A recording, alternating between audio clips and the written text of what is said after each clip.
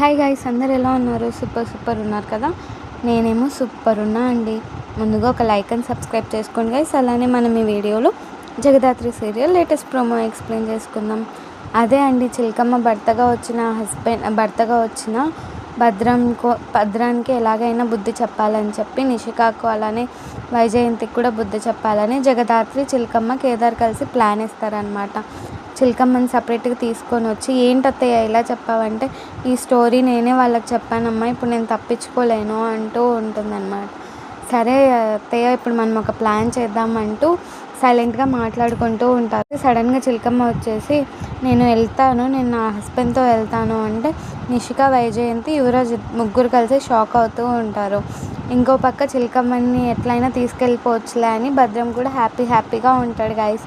చూద్దాం జగదాత్రి వాళ్ళ అత్తని ఎలా కాపాడుతుందో. Bye guys.